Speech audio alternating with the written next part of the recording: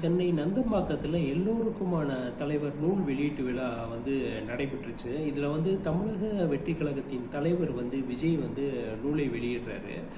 அம்பேத்கருடைய பேரன் ஆனந்த் டெல்டும்டே முதல் பிரதியை பெற்றுக்கிட்டாரு. இரண்டாம் பிரதியை ஓய்வு பெற்ற நீதிபதி சந்துரு சாரும், மூன்றாம் பிரதியை ஆதவ் அர்ஜுனா சாரும், நாலாம் பிரதியை விகடன் குழும தலைவர் சீனிவாசன் சாரும் பெற்றுக்கொண்டாங்க.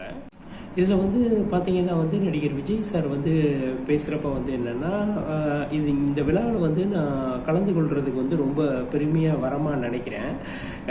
இது பல பேருக்கு பிடித்த இடமாக இருக்கிறது நியூயார்க்கு. ஆனால் 100 வருடத்துக்கு முன்பே நியூயார்க்கு சென்று கொலம்பியா பல்கலைக்கழகத்தில் பட்டம் பெற்ற சாதித்த ஒரு அசாத்திய மாணவராக இருந்தார். ஆனால் அவர் எந்த சூழ்நிலையில் படித்தார்னு பார்த்தீங்கன்னா, நீ படிக்கிறதுக்கே லாயக்கு இல்லை அப்படின்னு சொல்கிற காலகட்டத்தில் அவர் படிச்சிருக்காரு. நீ எதுக்கு பள்ளிக்கூடம் வர்ற அப்படின்ற காலம்.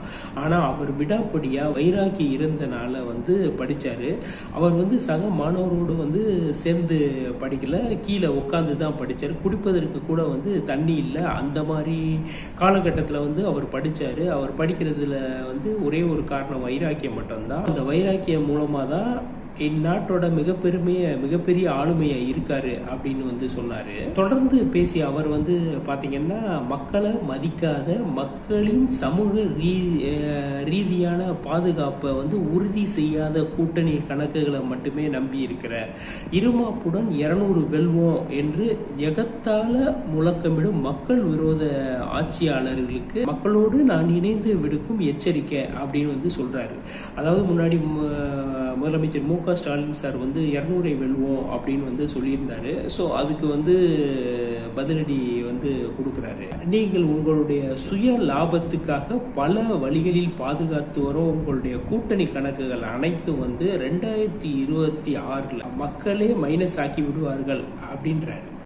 அப்புறம் பார்த்தீங்கன்னா, விடுதலை சிறுத்தைகள் கட்சி தலைவர் திருமாவளவன் சாரை பற்றியும் சொல்கிறாரு. அம்பேத்கர் புத்தக வெளியீட்டு விழாவில் கலந்து கொள்ள முடியாத அளவுக்கு கூட்டணி கட்சிகளில் அவருக்கு எவ்வளவு அழுத்தம் இருக்குன்னு என்னால் புரிஞ்சுக்கிற முடியுது. இருந்தாலும் அவருடைய மனசு எல்லாமே இங்கே தான் இருக்கும். அவர் நடிகர் விஜய் சார் மாநில அரசியலை பற்றி மட்டும் பேசல, மத்திய அரசை பற்றியும் பேசினாரு. அம்பேத்கரை பற்றி பேசுகிறப்ப சட்டம் ஒழுங்கு பற்றியும் பேசணும். மணிப்பூர்ல என்ன நடக்குதுன்னு நம்மளுக்கு எல்லாம் தெரியும்.